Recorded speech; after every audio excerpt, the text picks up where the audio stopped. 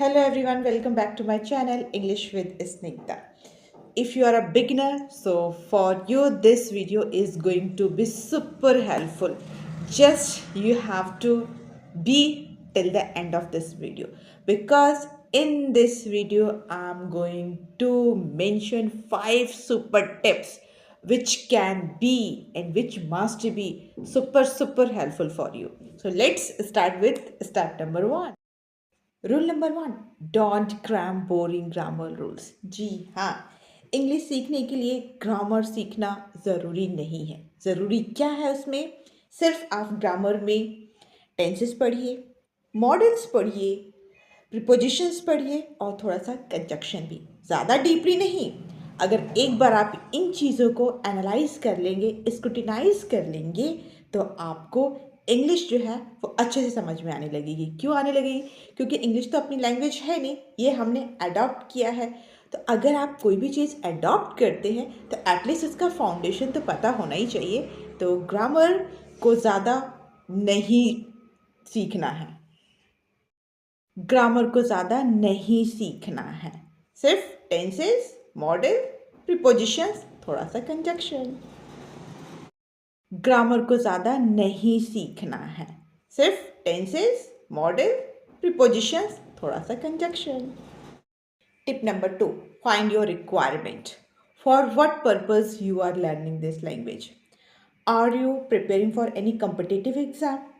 Are you learning this language just for having random conversation? और किसी job purpose के लिए? किस पर्पस के लिए आप ये इंग्लिश सीखना चाहते हैं? पहले वो पर्पस फाइंड आउट करिए।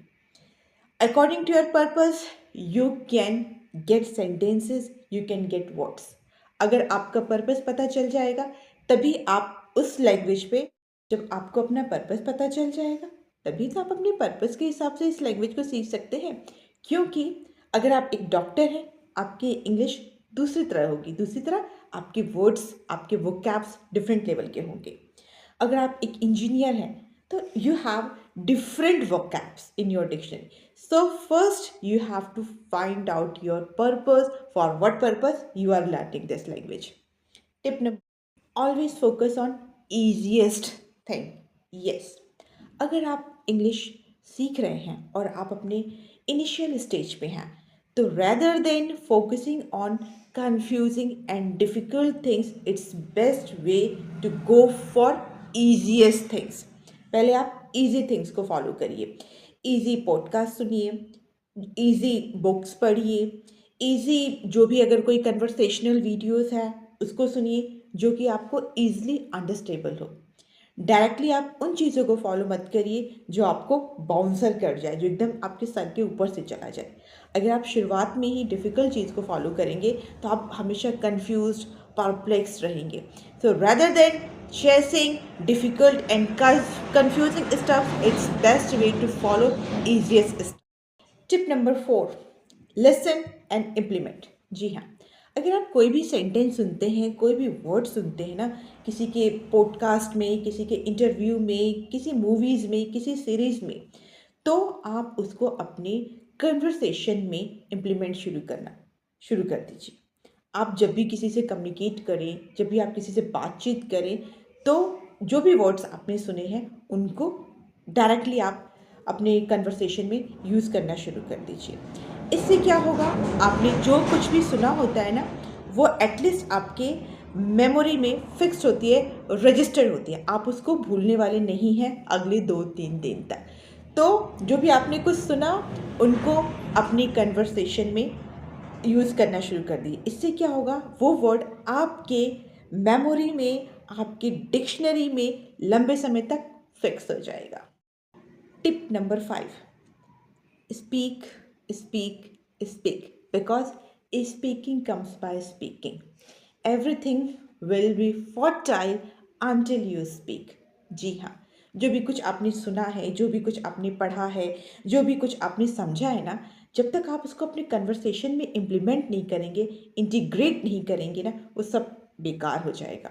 इसीलिए आप ये मत डरिए कि मैं किससे बात करूँ, क्या बात करूँ।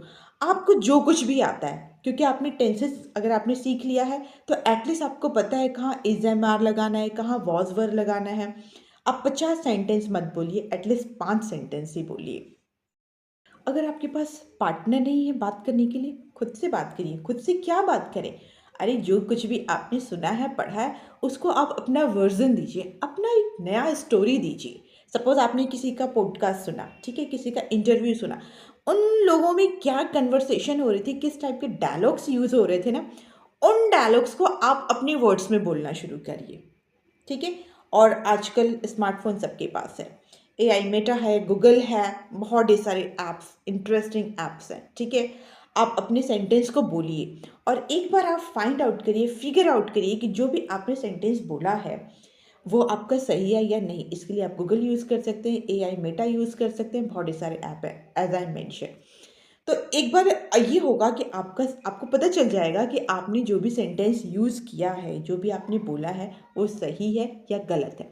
क्योंकि इनिशियल में ना हमारा जो माइंड होता है ना, वो एकदम कोरे कागज़ की तरह, एक ब्लैंक पेज की तरह होता है, और whatever you write over there ना, it will be registered in your mind for ever.